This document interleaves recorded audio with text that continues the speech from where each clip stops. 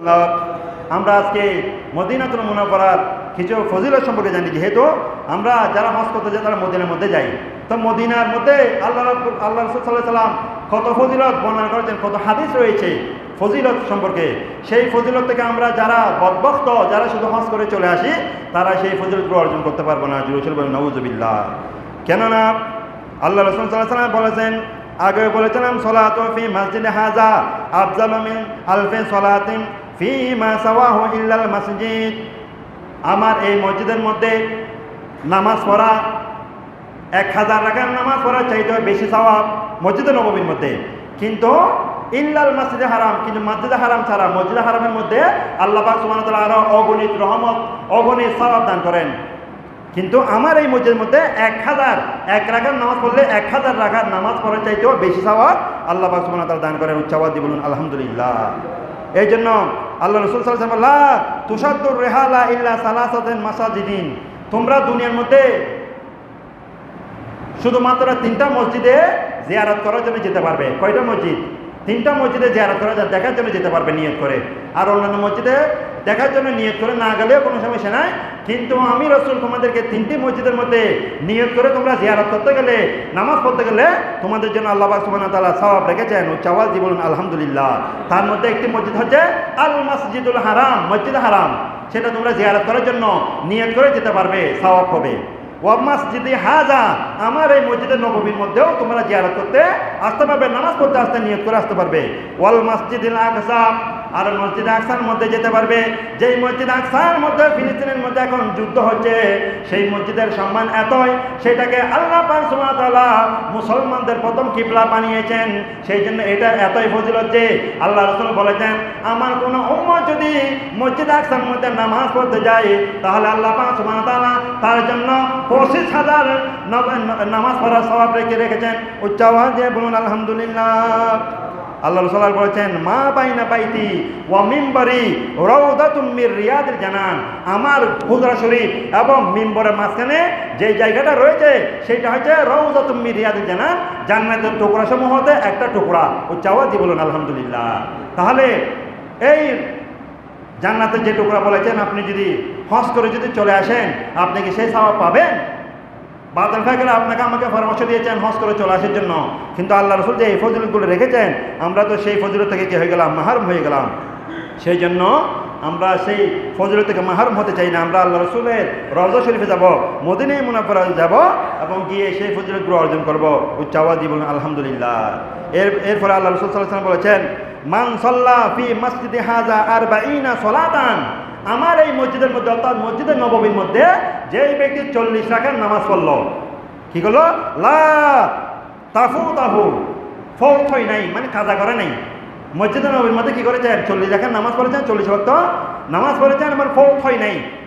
এক ওয়াক্ত নামাজে কি হয় না? ফৌত হয় নাই। কাতাবালাহু বারাতুম মিনান নার, আল্লাহ রাব্বুল আলামিন আমার ওই উম্মতকে জাহান্নাম থেকে নাজাত দিয়ে দিবেন, জাহান্নাম থেকে নাজাতের সার্টিফিকেট দিয়ে দিবেন। কি দিয়ে দিবেন? সার্টিফিকেট। বারাত মানে সার্টিফিকেট দিয়ে দেওয়া যে তোমাকে জাহান্নামের আগুন স্পর্শ করবে না, এরকম সার্টিফিকেট। আর কি? ওয়া বারাতুম মিনাল আযাব, আমার ওই উম্মতকে আল্লাহ পাক সুবহানাহু ওয়া তাআলা কবরের মধ্যে এবং কিয়ামতের মধ্যে জাহান্নামের মধ্যে আযাব দিবে না, সেই ব্যাপারে একটা সার্টিফিকেট দিয়ে দিবেন। আর কি করবেন? ওয়া বারাতুম মিনান নিফাক, আর আল্লাহর ওই বান্দার আমার ওই উম্মতকে দুনিয়ার মধ্যে মুনাফিক হয়ে মরবে না, সেটার সার্টিফিকেটও দিয়ে দিবেন। উচ্চ আওয়াজ দিয়ে বলুন আলহামদুলিল্লাহ। 3টা ফজিলত। যে ব্যক্তি আমার মসজিদের মধ্যে এসে, মসজিদের নববীর মধ্যে এসে 40 ওয়াক্ত নামাজ পড়লো, আমি রাসূল তাকে ঘোষণা দিলাম যে আল্লাহ পাক সুবহানাহু তাকে জাহান্নাম থেকে মুক্তি দিয়ে দিবেন, কবরের আযাব থেকে মুক্তি দিয়ে দিবেন, এবং আর কি করেন? ওয়া বারাতুম মিনান নিফাক, আমার ওই উম্মত কোনোদিন মুনাফিক হয়ে মরবে না। উচ্চ আওয়াজ দিয়ে বলুন আলহামদুলিল্লাহ। কিন্তু আমরা দুনিয়ার মধ্যে মুমিন দাবি করি, মুসলমান দাবি করি, কিন্তু আমাদের যে কোনো সময় আমরা মুনাফিক হয়ে যেতে পারি। শয়তান আমাদেরকে ওয়াসওয়াসা দিয়ে খারাপ পথে ধাবিত করে আমাদেরকে আপনাদেরকে যে কোনো সময় মুনাফিক বানিয়ে ফেলতে পারে। মৃত্যুর আগে আগে যে কোনো সময় আমি মুনাফিক হয়ে যেতে পারি। সেই জন্য এই আল্লাহ রাসূল বলেছেন, আমার মসজিদের মধ্যে এসে যদি 40 ওয়াক্ত নামাজ যদি বা জামাতে পড়ে, এক ওয়াক্ত নামাজও কাজা না করে, আমি রাসূল তাকে এই 3টা সুসংবাদ দিয়ে দিলাম। উচ্চ আওয়াজ দিয়ে বলুন আলহামদুলিল্লাহ। এবং হযরত ইব্রাহিম আলাইহিস সালাম আল্লাহ রাসূল বলেন যে আল্লাহ হযরত ইব্রাহিম দোয়া করতেন যে আল্লাহুম্মা ইন্না ইব্রাহিমা হাররামা মাক্কাতা। ইব্রাহিম আলাইহিস সালাম সব সময় মক্কায়ে মুকাররমা ওই জায়গাটা নিয়ে আল্লাহর কাছে দোয়া করতেন, আল্লাহ আপনি মক্কা শরীফের মধ্যে রহমত নাজিল করুন, মক্কা শরীফের মাটিকে উর্বর করুন, মক্কা শরীফের মধ্যে রহমত নাজিল করুন, আর এখানে রহমতের বৃষ্টি দিন, এখানে সুন্দর সুন্দর ফলের গাছ উৎপাদন করুন, এখানে মানুষদেরকে রিজিকের কষ্ট থেকে আপনি কি করেন, রিজিকের কষ্ট দূর করে দেন, এখানে মানুষদেরকে আপনি সুন্দর স্বাচ্ছন্দ্য জীবন দান করেন। এভাবে হযরত ইব্রাহিম আলাইহিস সালাম দোয়া করতেন। সেই জন্য মক্কায়ে মুকাররমা মদিনা মুনাওয়ারা নয়, হযরত ইব্রাহিমের দোয়ার কারণে সমস্ত আরবের মধ্যে আল্লাহ এত ধন সম্পদ দান করেছেন, এত সুখের মধ্যে আছেন, সেগুলো হচ্ছে আল্লাহর নবী হযরত ইব্রাহিম আলাইহিস সালামের এবং আল্লাহর নবীর দোয়ায়। উচ্চাওয়াজ দিয়ে বলুন আলহামদুলিল্লাহ। আল্লাহ রাসূল সাল্লাল্লাহু আলাইহি ওয়াসাল্লাম দোয়া করতেন, কি দোয়া করতেন? আল্লাহ রাসূল বলছেন আল্লাহুম্মা ইন্না ইব্রাহিমা হাররামা মাক্কাতা। এই আল্লাহ, আপনার নবী হযরত ইব্রাহিম মক্কা মুকাররমে হারাম শরীফ ঘোষণা করেছেন, এখানে কোনো রকম রক্তপাত করা যাবে না, এখানে খুনাখুনি করা যাবে না, এখানে চুরি করা যাবে না, এখানে ডাকাতি করা যাবে না, সমস্ত পাপা খাস এখানের জন্য হারাম করে দিলাম মক্কা মুকাররমার জন্য। আর আমি রাসূল কি করলাম? ইন্নী উহাররিমু মা বাইনা আমি রাসূল সাল্লাল্লাহু আলাইহি ওয়াসাল্লাম আমার এই মদিনা মুনাওয়ারা যে হারাম শরীফ রয়েছে সেই হারামের জন্য আপনার কাছে হারাম ঘোষণা করলাম।